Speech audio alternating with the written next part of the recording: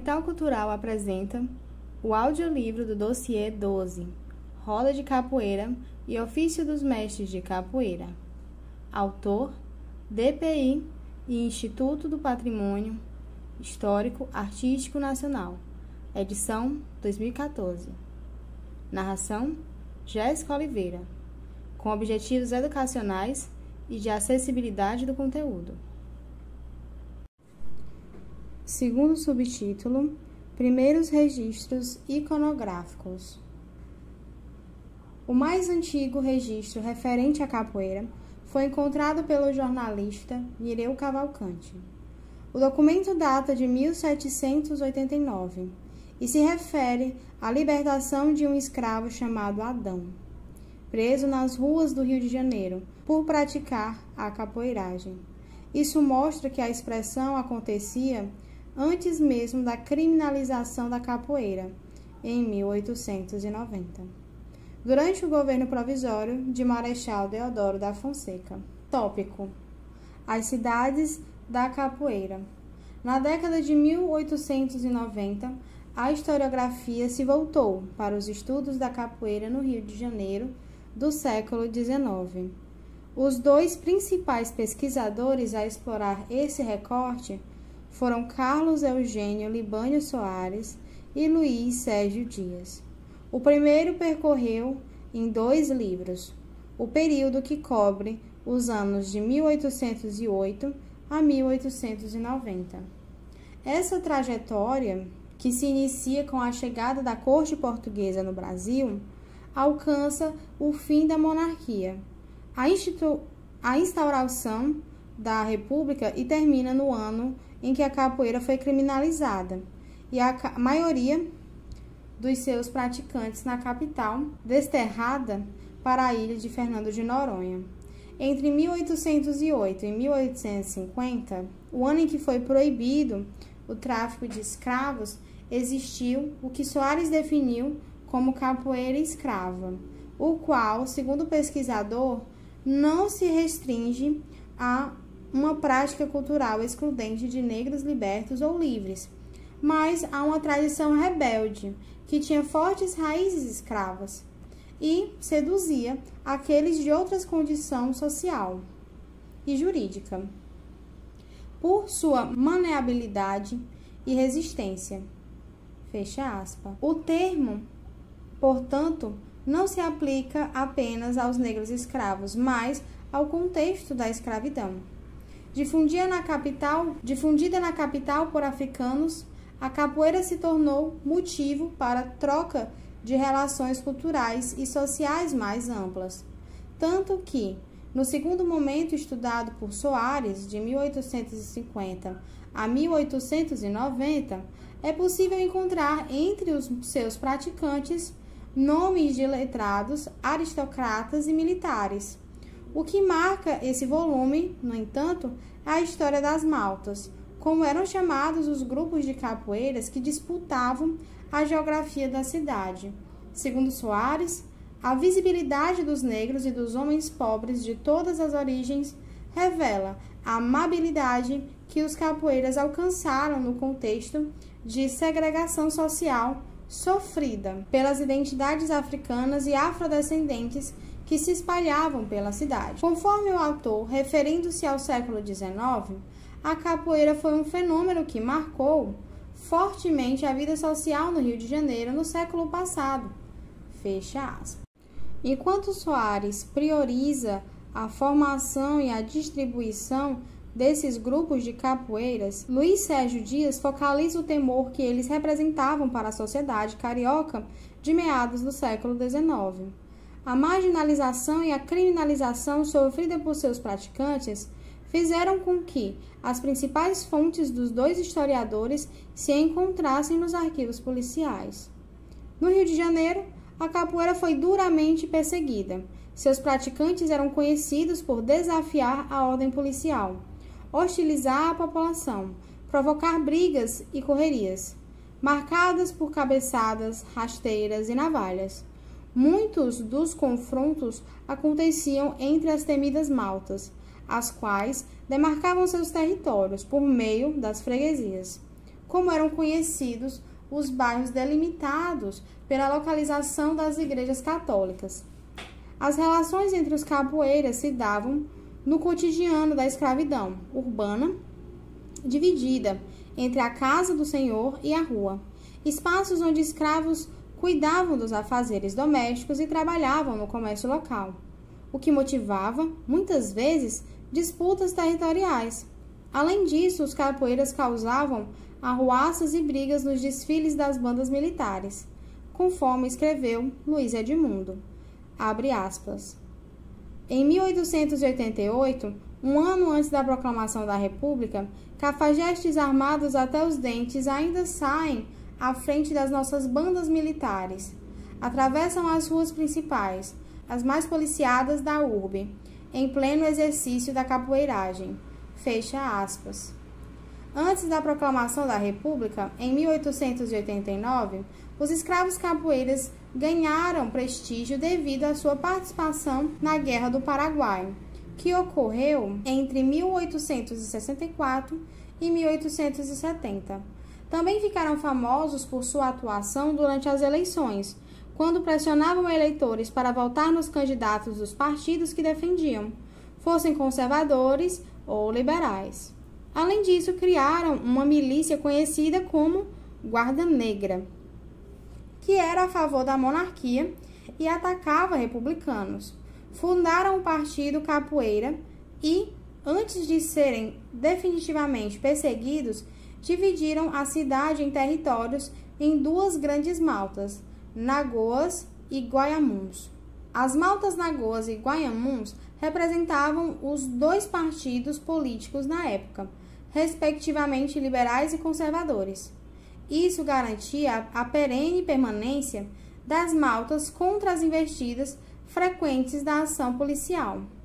A capoeira alcançou diversas classes sociais na época colonial, tendo isso praticada não apenas por escravos, mas também por homens livres, pobres e ricos, entre os quais europeus que viviam na capital do Império. O poeta português Plácido de Abreu, que morreu na Revolta Armada, praticava capoeira. Frequentou o universo das maltas e descreveu suas características num romance que escreveu sobre o tema. Na introdução da obra, Plácido de Abreu apresenta as principais características daqueles dois bandos, que ficaram conhecidos como os dois grandes celeiros da capoeiragem carioca no Rio Antigo. Desde as cores pelas quais se distinguiam, branco e vermelho, até as localidades a que pertenciam e onde ocorriam seus treinos. Abre aspas. Guaiamum é o capoeira que pertence ao seguinte partido: São Francisco, grande centro, do qual foi chefe o célebre Leandro Bonaparte, fecha parêntese, Santa Rita, Ouro Preto, Marinha, São Domingos de Gusmão, além de outros pequenos bandos agregados a estes, fecha aspas. Abre aspas. A denominação que tem estes grupos é casa ou província, e a cor por que não são conhecidos é a vermelha. Abre aspas.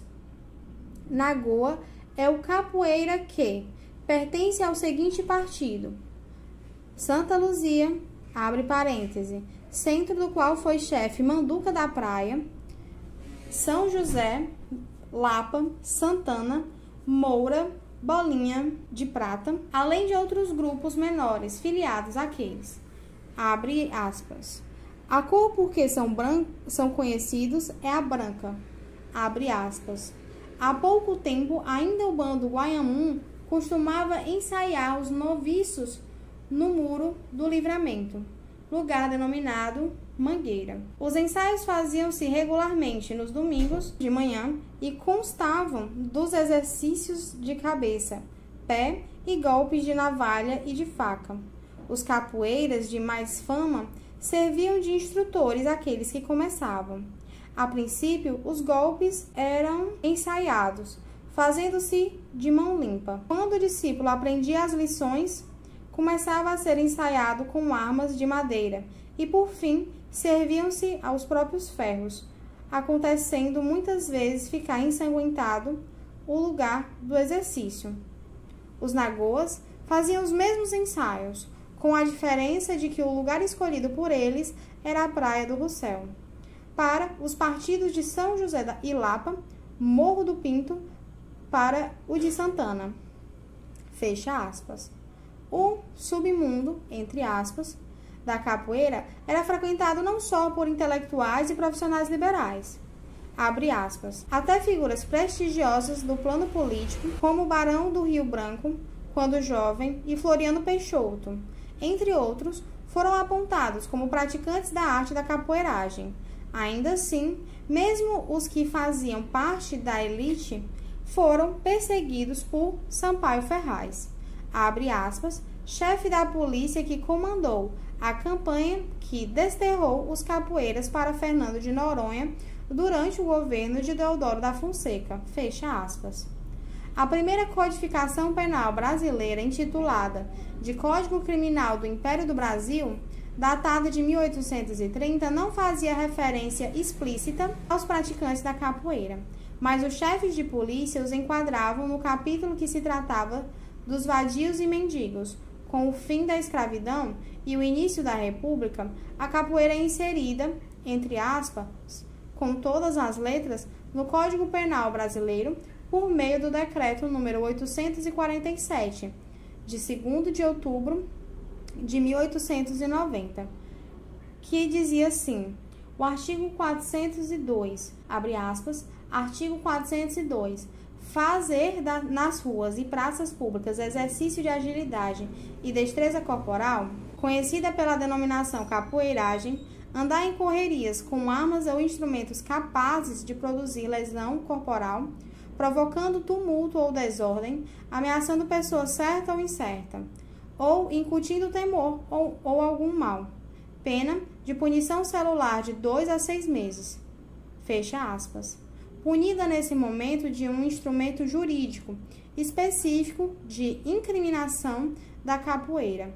A polícia reprimiu com extrema violência os praticantes dessa tradição. Assim, o século XIX é marcado principalmente nos arredores das cidades do Rio de Janeiro e de Recife, por histórias de combates e conflitos entre as maltas das capoeiras e os policiais. De acordo com Soares, as maltas eram formadas, abre aspas, por 3, 20 e até mesmo 100 indivíduos, fecha aspas, e constituíam a forma associativa de resistência, mais comum entre escravos e homens livres pobres do Rio de Janeiro, da segunda metade do século XIX, fecha aspas.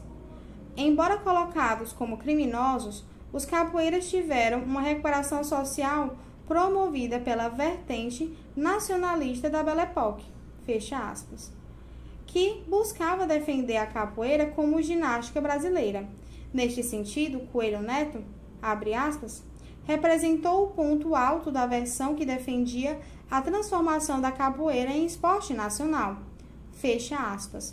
Conforme Soares, abre aspas, Coelho Neto não apenas realça as qualidades ginásticas da capoeira, ele a celebra como uma verdadeira educação física do Brasil, que deve ser ensinada nas escolas, nos quartéis, nos lares, em quaisquer lugar aonde a instrução seja importante, fecha aspas.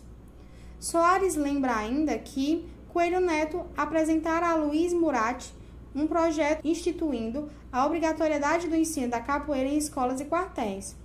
Tal intenção acompanha a visão nacionalista que se construiu a partir daquela época, investindo na capoeira como representação autêntica da brasilidade, como podemos perceber nesse trecho da crônica intitulada, sugestivamente, O Nosso Jogo.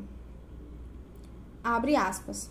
Em 1910, Germano Harlocher, Luiz Murat e quem escreve estas linhas pensavam em mandar um projeto à Câmara dos Deputados, tornando obrigatório o ensino da capoeiragem nos institutos oficiais e nos quartéis. Desistiram, porém, da ideia porque houve quem a achasse ridícula, simplesmente porque tal jogo era brasileiro. Enfim, fecha aspas. Enfim, abre aspas. Vamos aprender a dar murros.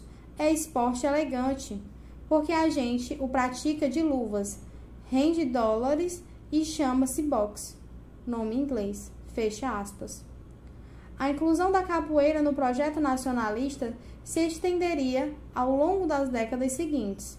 A ideia de nação que passava a ser construída por intelectuais da Belle Époque, na qual se avaliava o lugar da capoeira na cultura brasileira, teria continuidade nos escritos de Melo Moraes Filho, que retomaria essa imagem já na década de 1920, afirmando, abre aspas, a capoeira como arte, como instrumento de defesa, é a luta própria do Brasil.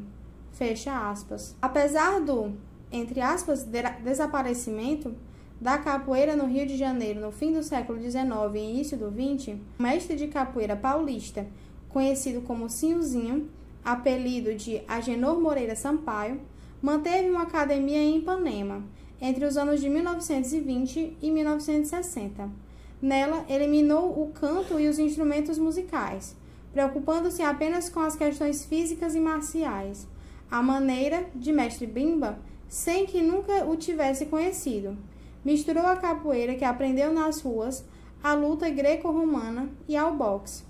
Conforme explicou Muniz Sodré, é que, no Rio, da década de 1920, como já se encontrava praticamente extinta e perigosa técnica de luta das maltas, restava o aproveitamento ginástico ou pugilístico, entre parênteses, regrado, controlado por academia, fecha parêntese, da velha capoeiragem, por jovens bem nutridos da alta classe média, fecha aspas. Confirmado essa tendência, surgiu em 1928, no Rio de Janeiro, um manual de ginástica nacional capoeiragem, metodizada e regrada, escrito por Aníbal Burlamaque, o Zuma, nas rodas de capoeira, fecha aspas.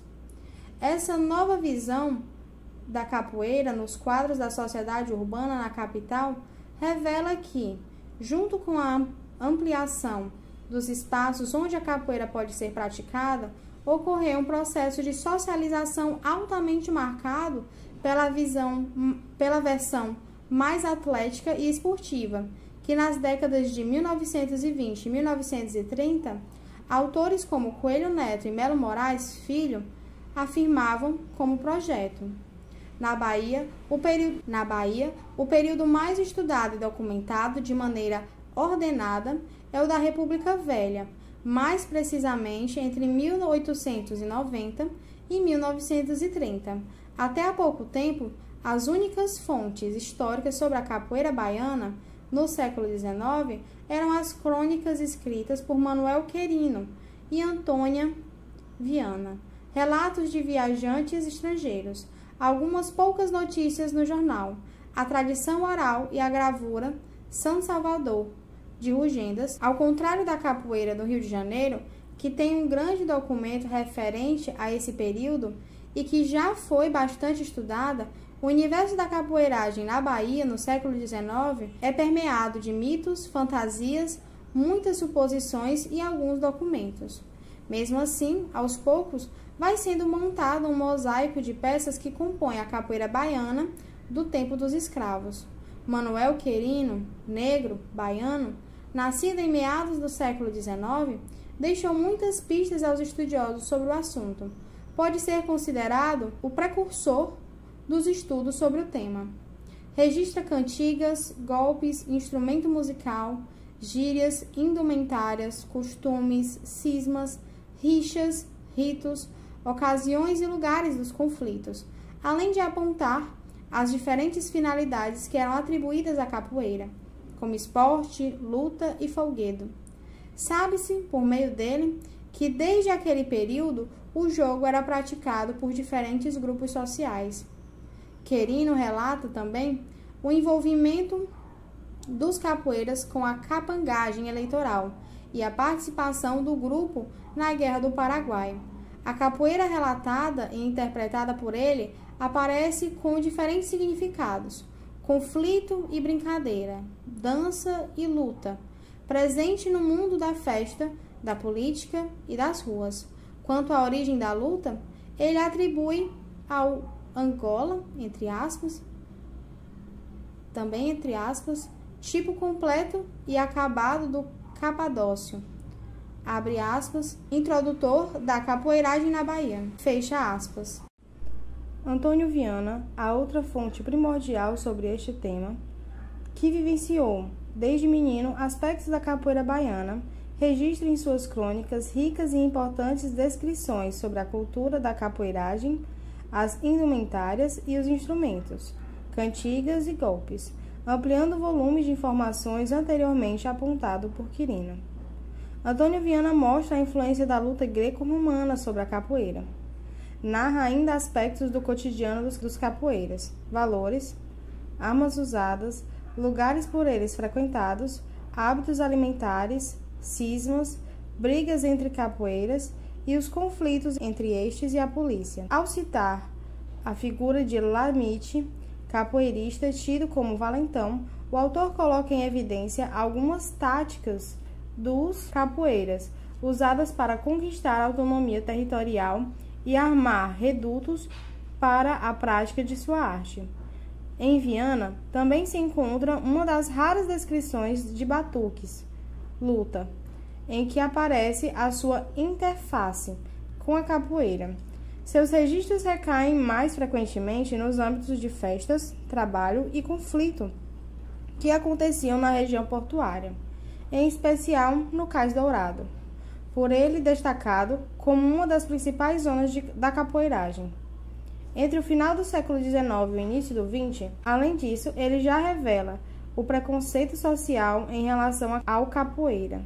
Seguindo as pistas deixadas por Quirino e Viana, Antônio Liberac foi o primeiro a estudar sistematicamente a capoeira baiana do século XIX. No início de sua pesquisa, Liberac, que já havia estudado a capoeira no Rio de Janeiro, vasculhou centenas de registros de entrada de presos na casa de detenção da cidade de Salvador. Ao contrário de sua investigação sobre o Rio de Janeiro, que resultou no encontro de numerosas fontes jurídico-policiais, em Salvador, ele não localizou na documentação sequer uma menção aos capoeiras. Por esse motivo, para identificar seus sujeitos, o autor rastreou na imprensa da época e nos processos crimes consultados os termos capadócio, valentões, bambas, navalistas, cabeçada, rasteira, pontapé, vadiação, rabo de arraia, berimbau, entre outros. Segundo Liberac, eles faziam parte da cultura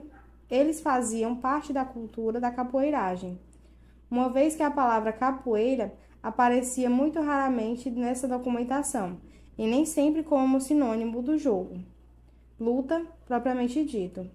O objetivo do autor era fazer uma análise comparativa entre as capoeiras cariocas e baiana, de 1890 a 1950. Uma de suas conclusões é a de que a capoeira na Bahia, embora não tenha tido a mesma visibilidade histórica que a do Rio de Janeiro, certamente fez parte do universo cultural da sociedade soteropolitana do século XIX. Pela nova documentação apresentada por Liberac, é possível visualizar a presença da capoeira baiana na cultura de rua de Salvador, onde se destaca como arma eficiente dos conflitos corpo a corpo com os agentes policiais. Constatou, através de queixas e reclamações dos jornais, a vigência do preconceito social e racial em relação à capoeira, assim como acontecia com outras manifestações afrodescendentes. Observou que, na imprensa baiana, o candomblé, a capoeira e o samba muitas vezes eram encontradas estreitamente interligados no universo de um mesmo indivíduo. E, embora confirme que na capoeira fazia parte, principalmente do universo popular masculino, mostra que, já nesse período, existiam pessoas da elite e também mulheres pobres que dominavam os códigos da capoeiragem. Recentemente, Fred Abreu, dando continuidade ao estudo realizado por Liberac, escreveu um livro no qual amplia o volume de documentação sobre o tema, incluindo novas notícias de jornais, processos crimes, relatos de viajantes estrangeiros, memórias e algumas imagens de época. O autor dialoga com diferentes estudiosos da escravidão na Bahia e no Rio de Janeiro, buscando as pistas por eles deixadas sobre a capoeiragem baiana. Também relativiza a capoeira como fenômeno exclusivamente urbano, uma vez que fotografias e gravuras da capital da Bahia do século XIX mostram que, embora fosse um núcleo urbano desenvolvido, Salvador conservava amplas áreas de mata. No entanto, grande parte da documentação apresentada no livro se restringia à zona urbana, na qual o autor destacou em especial a interface da capoeira como um mundo do trabalhador de rua, principalmente dos carregadores, ocupação exclusiva de negros naquele período. Percebeu que o rito dos trabalhadores na Bahia de carregar peso, descrito por alguns viajantes estrangeiros, tinham várias semelhanças com o ritual da capoeira. Em ambos há uma combinação de 3 elementos básicos: música, dança e esforço físico, indispensáveis para a realização das duas atividades. Dessa forma, Fred suspeita que, abre aspas, a cadência dos passos dos carregadores da Bahia tenha se figurado nos passos da capoeira, fecha aspas. Da mesma maneira que anteriormente, diferentes autores suspeitam que a marcha rancho do Carnaval Carioca tenha sido configurada na cadência dos passos dos carregadores de café do Rio de Janeiro. Ainda sobre a imbricação da capoeira no universo das ruas, o autor revelou que o cancioneiro da capoeira se enriqueceu dos cantos de trabalho e que o trabalhador de rua, em momentos lúdicos e de conflitos, também se utilizava dos golpes e movimentos da capoeira. No seu livro, Fred Abreu torna conhecidos alguns nomes de capoeiras do século XIX, dentre eles João Pernambuco, Marcos Rabeca, Celestino Estivador, Domingos, Alexandre Evaristo e Manuel dos Passos Ramos. Mostra que muitos locais e ocasiões de práticas de desordem divulgados pelos jornais eram também espaços de capoeiragem. Nesse período, é fato conhecido que homens do povo, maioria negra, fossem eles desordeiros ou não, eram recrutados à força pelas autoridades policiais para servir à Marinha de Guerra Brasileira e ao Exército, como forma de punição. Alguns escravos também se alistavam voluntariamente nessas instituições militares, como meio de conseguir a liberdade. Por meio da localização de alguns processos livres e coercitivos de recrutamento de capoeiras para as Forças Armadas e para a Guerra do Paraguai. Observou-se ainda que os capoeiras baianos não escaparam dessa prática corrente, o que confirma o relato de Manuel Querino. Nessa época, a capoeiragem já se constituía uma atividade popular muito apreciada por parte da população baiana e fazia parte do cotidiano das ruas da cidade de Salvador, atraindo também a atenção da juventude, o que era motivo de preocupação com as autoridades. A República Velha foi a época privilegiada pelos estudos históricos sobre a capoeira baiana da cidade de Salvador. Os caminhos de pesquisa trilhados por seus primeiros estudiosos foram diferentes dos passos de investigação dados pelos principais historiadores da capoeira carioca. É que, no Rio de Janeiro, a criminalização da capoeira pelo famoso artigo 402 do Decreto nº 847, de 2 de outubro de 1890, produziu uma série de documentos que até hoje não foram localizados na Bahia. Assim, Antônio Liberac, com experiência adquirida na sua pesquisa sobre capoeira carioca, buscou localizar os capoeiras nos processos crimes referentes aos artigos 303, que tratava dos crimes por lesão corporal, conseguiu reunir 92 processos crimes entre os anos de 1890 e 1930, encontrados por meio dos nomes mencionados pela tradição oral e dos elementos que, de acordo com o autor, faziam parte da cultura da capoeiragem. Os demais historiadores deste tema, Adriana Albert e Josivaldo Oliveira, dando continuidade aos estudos sobre o assunto, privilegiaram a imprensa baiana como fonte de pesquisa, especificamente a coluna policial, onde estavam localizadas as notícias de desordens. Em algumas delas, era explícita a referência ao capoeira, em função do uso da própria palavra capoeira, ou de termos diretamente relacionados a ela. Na maioria das notícias levantadas, os capoeiras não eram diferenciados dos demais indivíduos, pois todos eram chamados de forma generalizada de desordeiros, capadócios, valentões, etc. Era grande, portanto, o desafio para penetrar no universo da capoeira baiana. Mas graças aos manuscritos do mestre Noronha e do livro do mestre Pastinha, foi possível conseguir os passos desses capoeiras pelas ruas de Salvador. Suas memórias foram pontos de partida para os novos estudos, porque esses mestres registraram nomes e apelidos dos capoeiras referentes ao período focalizado, além de alguns fatos de sua vida que permitiram identificar nos jornais da época mais de 115 notícias envolvendo capoeiras. Nessas duas fontes aparecem também ocupações, manias, cismas, costumes, locais e ocasiões de capoeira e uma série de outras informações. Por isso, devem ser consideradas essenciais para a construção da história da capoeira baiana na época. Os estudos revelam que grande parte dos capoeiras era formada por trabalhadores, ao contrário do que escreviam os jornalistas da época, que se referiam a eles como um bando de vadios e vagabundos. Contudo, assim como a maioria da população soteropolitana, os capoeiras eram trabalhadores de rua, viviam de ocupações esporádicas e intermitentes, ou seja, tinham um ritmo de trabalho bastante regular, o que lhe proporcionava períodos de ociosidade, estremeados por momentos de diversão. Mesmo sendo trabalhadores, os capoeiras também podiam ser desordeiros, uma vez que muitos deles simplesmente viviam no mundo das ruas, batiam tambor, jogavam capoeira e algumas vezes até matavam. Em síntese, transgrediam os padrões e as regras da ordem pública.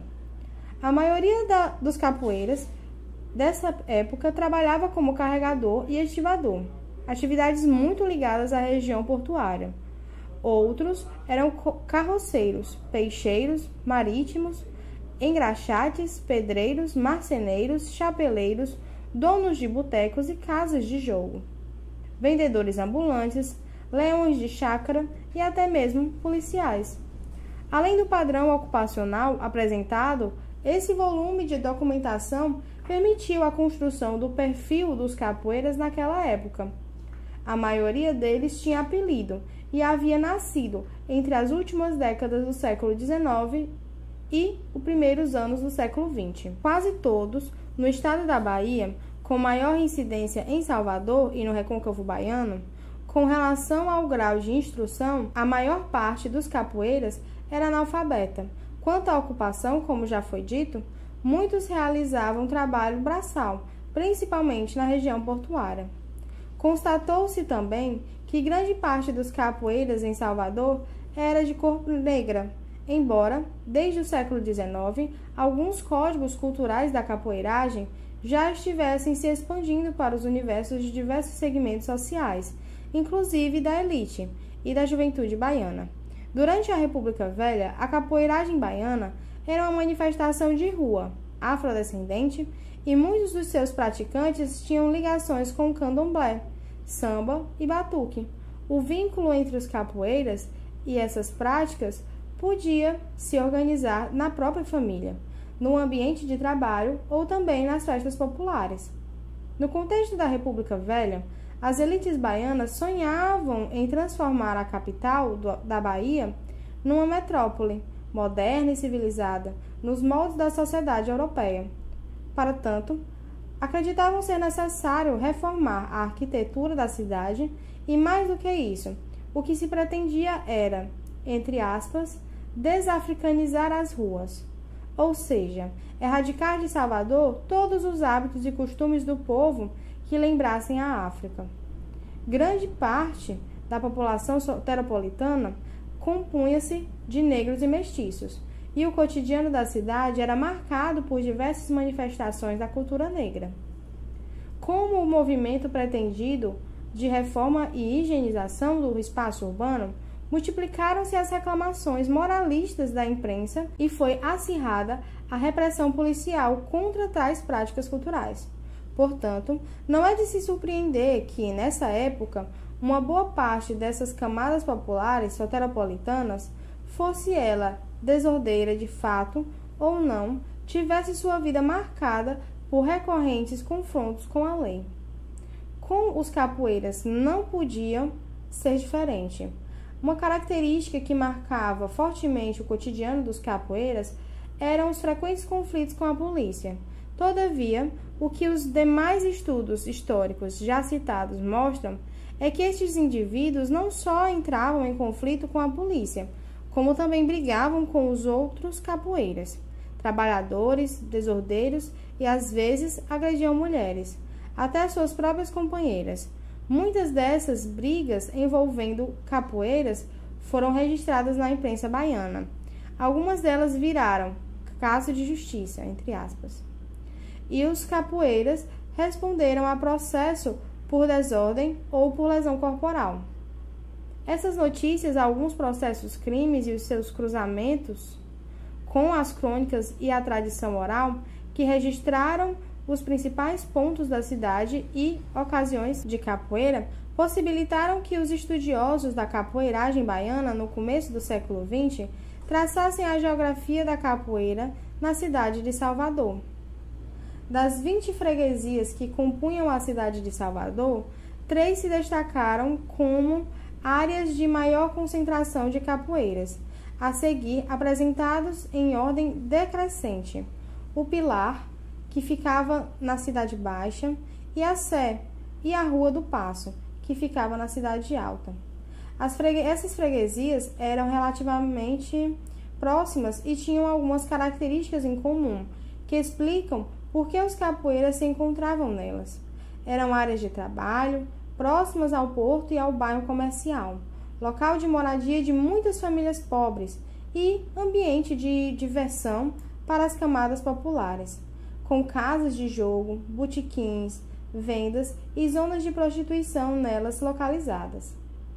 Essa proximidade do ambiente de trabalho e de vadiagem, onde a ordem e a desordem, entre aspas, se misturavam, fazia com que essas freguesias fossem consideradas zonas perigosas, principalmente à noite, quando o comércio fechava suas portas e ruas eram ocupadas por indivíduos chamados de vadios e vagabundos, conforme o, entre aspas, conceito policial e de imprensa da época. Dentro dessas freguesias ficavam a ladeira do Tabuão, a Baixinha, a Baixa dos Sapateiros, o Terreiro de Jesus, o Cruzeiro de São Francisco, a Rua do Saldanha, a Praça Castro Alves e o Cais Dourado, conhecidos como tradicionais pontos de capoeiragem desde o século XIX. Nesses locais, formou-se uma importante geração de capoeiras que, posteriormente, se tornaram célebres: Onça Preta, Noronha, Pastinha, Bimba, Cobrinha Verde, Maré e Livino Diogo. É importante destacar que em todos os locais citados, a capoeira se manifesta de diversas formas, e não apenas como arma de conflito, como em geral era descrita nos jornais. Nessa época, abre aspas, a capoeira era também um tipo de divertimento popular, uma brincadeira, e tinha muitos significados: luta em diferentes situações, brincadeira de rua realizada nas folgas do serviço, nas festas de largo e até mesmo durante o trabalho. Fecha aspas. O que aponta certa continuidade entre a capoeiragem oitocentista e a capoeira republicana em Salvador. As festas populares da Bahia ficaram tradicionalmente conhecidas como ocasiões em que os capoeiras se reuniram para fazer sua brincadeira.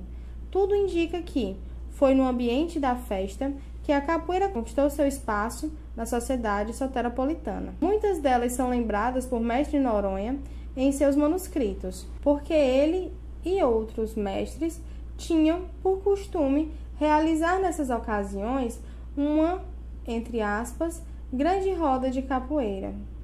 Todavia, mesmo quando praticada como forma de brincadeira nas festas populares ou durante o trabalho, a capoeira era vista com maus olhos pela imprensa baiana.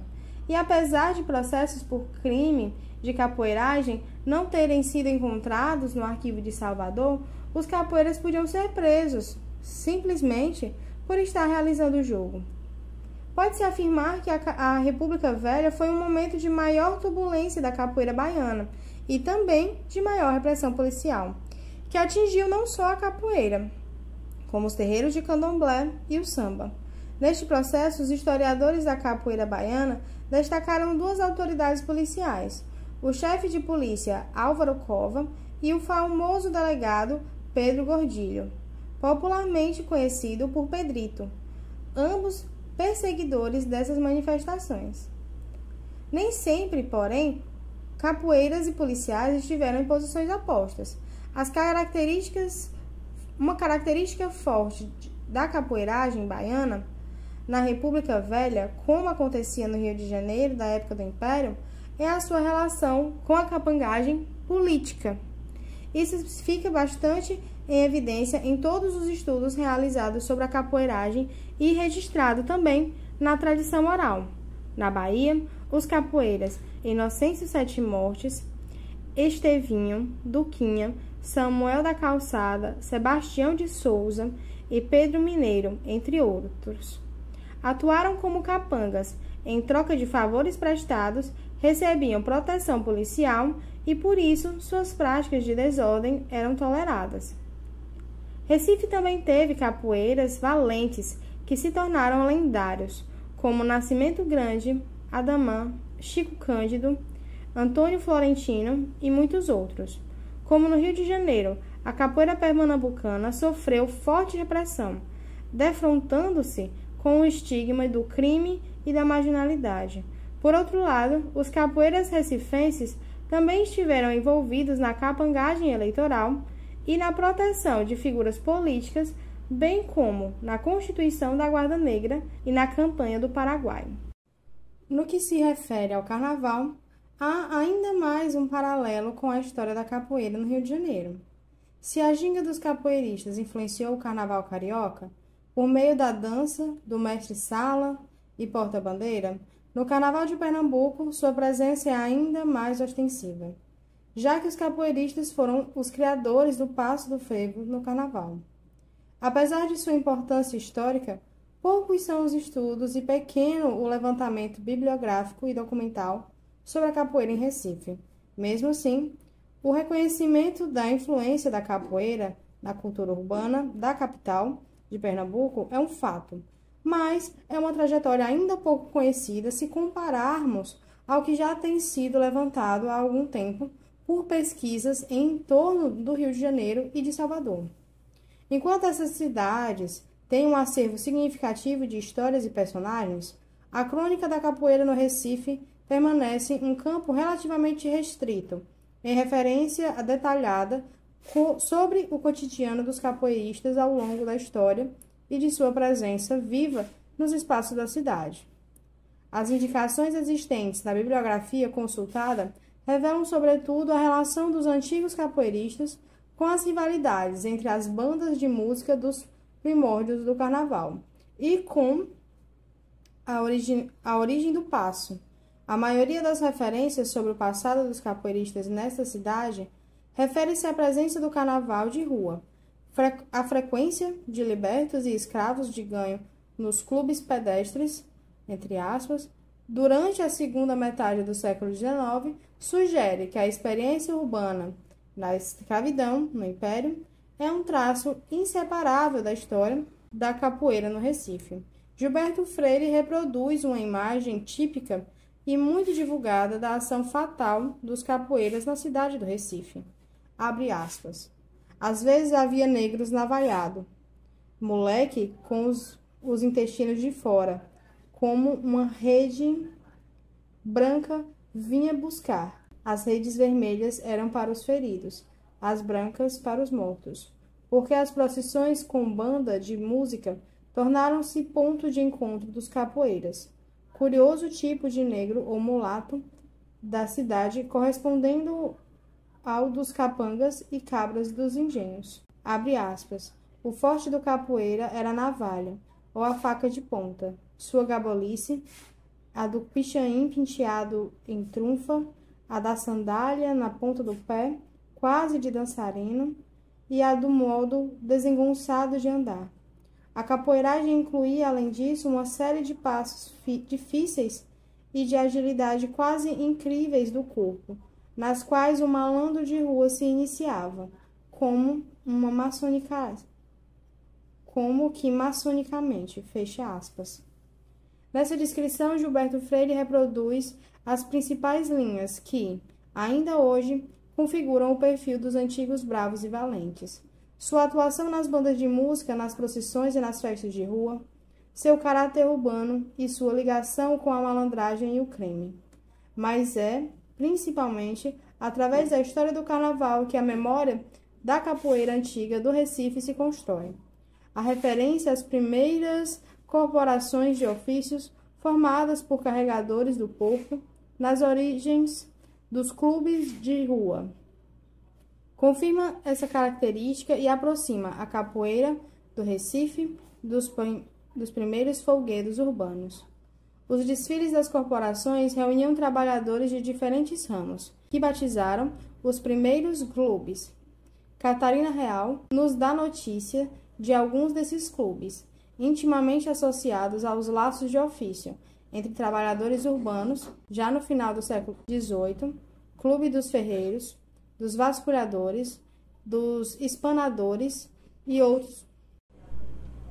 Prosseguiam a prática daquelas corporações que empunhavam seus estandartes e marchavam pelas ruas no Corpus Christi e nas festas de reis, envolvendo a massa de trabalhadores pobres, entre os quais se destacavam justamente os libertos e os descendentes de escravos.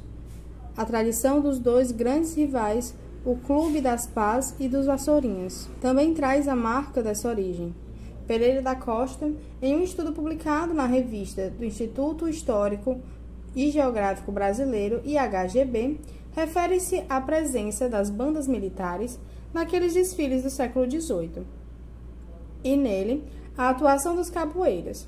O autor lembra, abre aspas, duas excelentes bandas de música que, pelo ano de 1856, existiam entre nós, fecha aspas. A do 4º Batalhão de Artilharia e outra, pertencente a, entre aspas, um corpo da Guarda Nacional, formando dois partidos de capoeiras que eram violentos rivais. O 4º, que apoiava o 4º Batalhão, e a Espanha, que apoiava a banda da Guarda Nacional. Pereira Costa lembra ainda que tal rivalidade encerra-se com a ida do 4º para a Guerra do Paraguai. Em 1865, esses dois partidos reproduziam a rivalidade entre as bandas de música, cujo encontro resultava em lutas e hostilidades entre os grupos de capoeiristas que as acompanhavam. Essa realidade, muito semelhante à das maltas do Rio de Janeiro, nas bandas militares, durante a segunda metade do século XIX, prolonga-se pelo carnaval dos clubes pedestres no início do século XX, e nesse percurso mistura-se ao variado repertório do Carnaval de Recife. Pereira da Costa registra em versos de hostilidade que bramavam entre si os bravos, enfrentando-se à saída das bandas. Viva o 4º, fora o Espanha. Cabeça seca é que apanha. Ou esses. Não venham, chapéu de lenha. Partiu, caiu, morreu, fedeu. Abre aspas. Saísse uma música para uma parada ou uma festa, e lá estavam infalíveis os capoeiras à frente. gingando, piruetando, manobrando cacetes e exibindo navalhas, fecha aspas. Dessa participação dos capoeiras na folia das ruas, nasceriam o passo característico da coreografia que acompanha a música do frevo.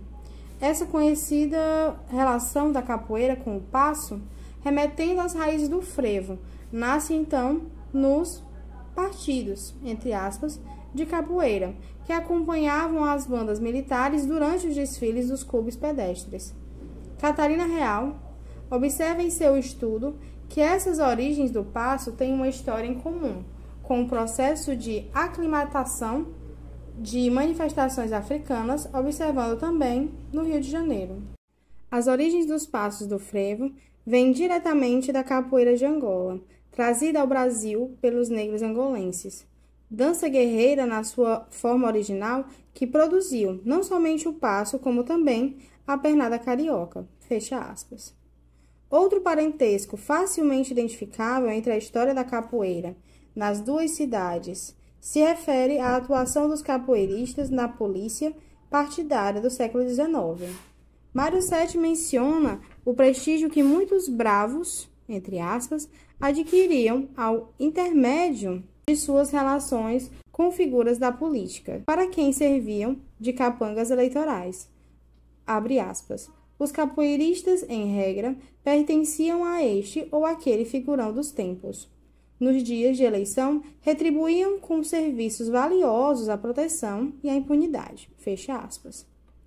Entre esses bravos, entre aspas, da capoeiragem, o memorialismo cita João Sabe Tudo e o lendário Nascimento Grande, lembrado por Gilberto Freire, como exemplo dos elementos ligados à capoeira que muitas vezes contribuíam ou negociavam com o sistema político. Nos dois registros, o personagem da capoeira pernambucana assume uma posição análoga aqui na crônica da capoeira carioca. Os membros das maltas desempenhavam no Rio de Janeiro tal semelhança não passou desapercebida por Mário Sete, conforme demonstra a seguinte passagem, abre aspas, no começo foram os capoeiras, a modalidade mais ágil e pública dos valentes. A capoeiragem do Recife, como no Rio Antigo, criou tais raízes que se julgava um herói sobrenatural, quem tivesse forças para acabar com ela, fecha aspas. A progressiva criminalização da capoeira na cidade do Recife acompanha as práticas de normatização do espaço e de perseguição aos bravos, entre aspas, e valentes, entre aspas, que também se observam nas outras grandes capitais da Primeira República. A partir de 1890, como afirma Evandro Rabelo, o Código de Postura decretados pela administração municipal naquele contexto faziam proibir a aglomeração em locais públicos de ex-escravos e demais elementos ligados às práticas culturais afro-brasileiras. Na capital federal, esse momento tem o chefe de polícia Sampaio Ferraz, nomeado por Deodoro da Fonseca, um símbolo extremo da política de perseguição e de deportação que se abateram sobre os capoeiristas nas cidades. Depois de recordar antigos capoeiristas recifenses de renome, além de Nascimento Grande, Chico Cândido, Amaro Preto, Sabe Tudo, José Siri e outros, Valdemar de Oliveira, lembra que, em Pernambuco, a caçada à capoeira nos primeiros tempos da República também teve seus representantes. Entre eles, destaca-se a figura de Santos Moreira, principal responsável pela série de deportações, desterros e extermínio de numerosos capoeiristas durante a República Velha. Abre aspas. Havia de chegar a vez de todos eles. O chefe da polícia do governo Sigismundo Gonçalves, o desembargador Santos Moreira, segue o exemplo de Sampaio Ferraz. Manda alguns para o cemitério, abre aspas, por terem reagido à prisão, fecha aspas. Outros para a detenção, os mais temidos, para Fernando. Das ruas cada vez mais bem iluminadas do Recife, até isso teria concorrido para o progressivo extermínio dos desordeiros. Foram desaparecendo pouco a pouco os brabos. Fecha aspas. Note-se que, durante a crise final do Império, vinham ocorrendo com o aumento da visibilidade dos capoeiras após a Guerra do Paraguai, com a formação da Guarda Negra e a presença difusa de libertos que participaram do conflito pelas capitais, provocando uma transformação no estatuto daqueles homens de cor, entre aspas, que em parte ficavam investidos em uma nova identidade social, estabelecendo um paralelo com a reflexão de Carlos Eugênio Líbano Soares sobre a condição dos capoeiras no Rio de Janeiro, oitocentista. Evandro Rabelo sugere que os, entre aspas, capoeiras soldados do Recife estiveram à frente da primeira manifestação pública abrangendo a prática da capoeiragem, liderando as disputas entre os clubes e as agremiações carnavalescas, como também os conflitos em que envolviam partidos e tendências políticas rivais.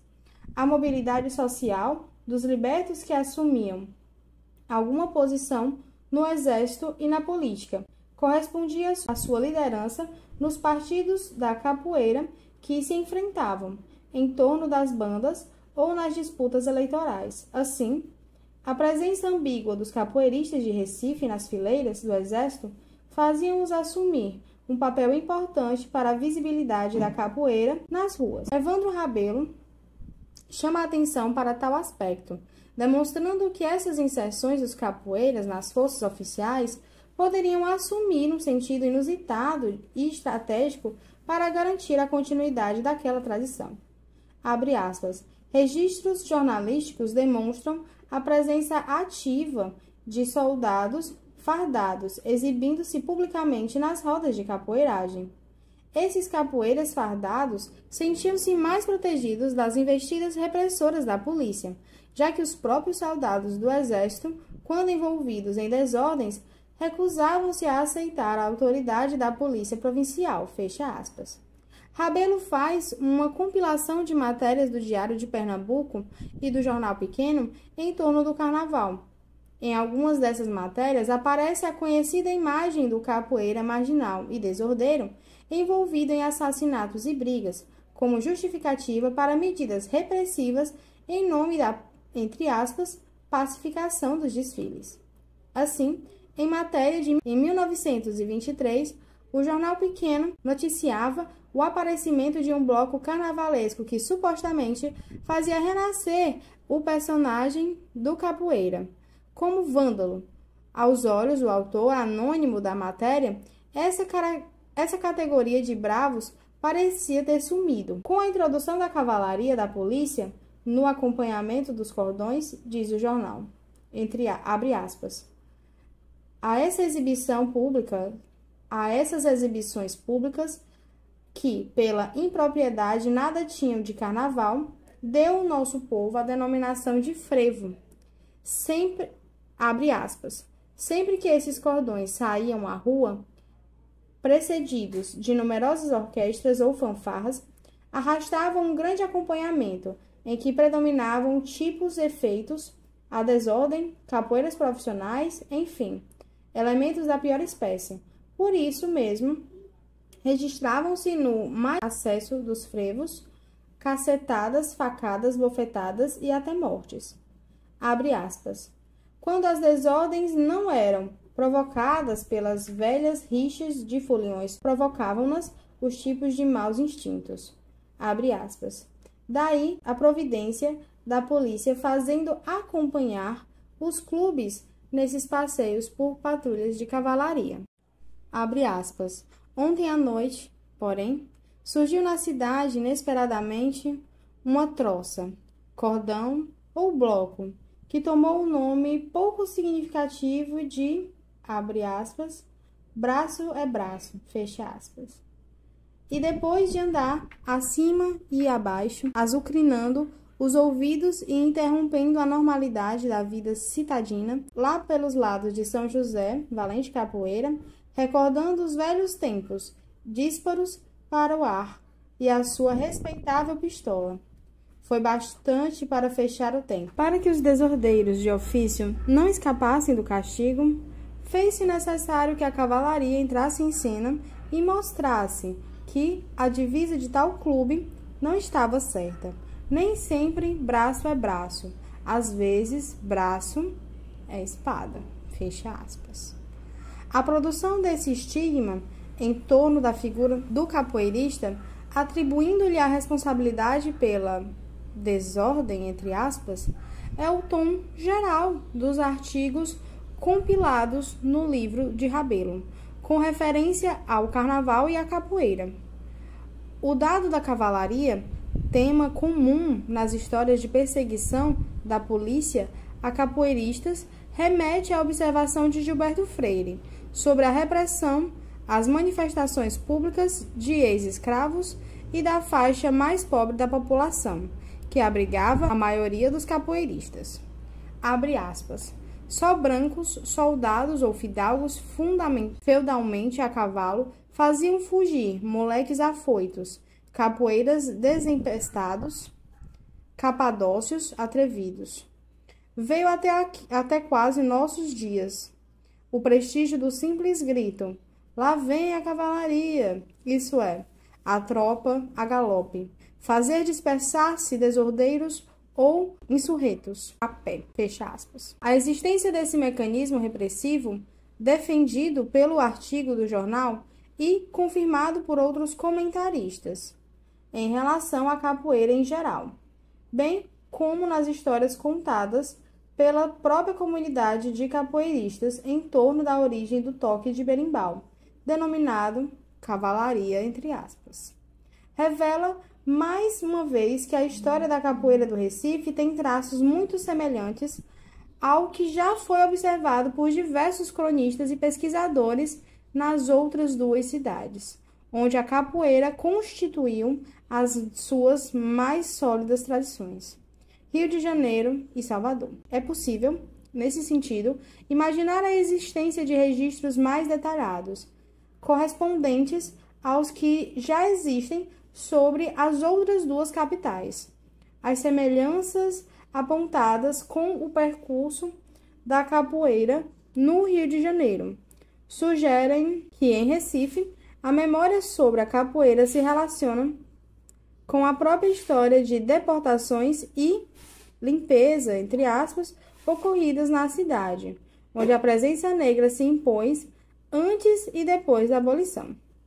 No Recife, a estudiosa e capoeirista Mônica Carolina Beltrão registra, entre os lugares frequentados por grupos de capoeiras, as ruas do Imperador, do Rosário, das Trincheiras e do Pátio do Carmo, bem como os bairros de Santo Antônio, São José, Afogados, Torre e Madalena.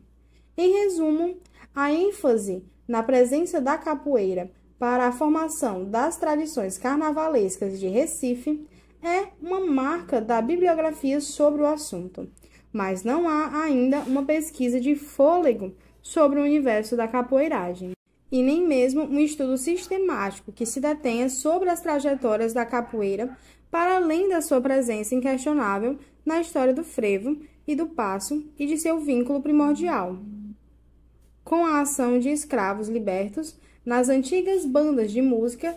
Essa lacuna passou desapercebida a Mônica Beltrão. Abre aspas. Tendenciosamente, os capoeiras foram vinculados a tais agremiações, até porque, após a abolição da escravatura, os desfiles das bandas passaram a ser o principal atrativo cultural da cidade. Não obstante, eternizaram a relação entre tais bandas e os valentes, submergindo o registro de outras manifestações populares, que contavam com a presença dos capoeiras, maiormente as que envolviam costumes afrodescendentes como o maracatu. Fecha aspas.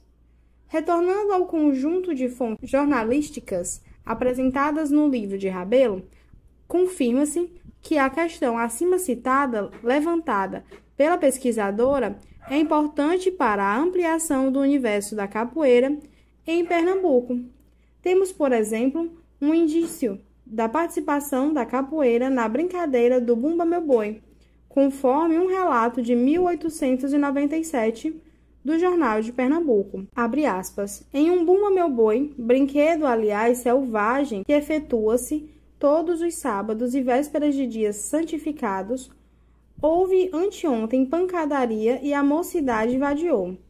Noves fora, um pobre diabo com 2 tremendas facadas. Quanto aos mais, tudo vai bem. Fecha aspas. Igualmente nas rivalidades entre os maracatus, Oriente Pequeno e Leão Coroado. Rabelo anota a frequência de brigas e hostilidades envolvendo grupos de valentes, entre aspas.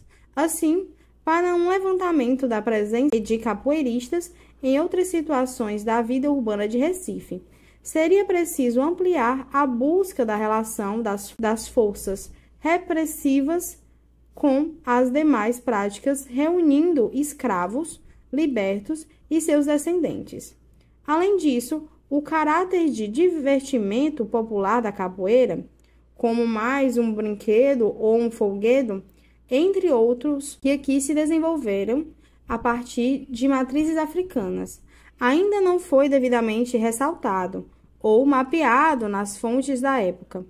Nestas, a ênfase da relação dos valentes, entre aspas, com a desordem pública nos blocos de música ainda é o principal, se não o único sinal da presença da capoeira na historiografia sobre a cidade. É necessário buscar, por exemplo, a presença negra nas referências sobre as sedições e revoltas populares em Pernambuco.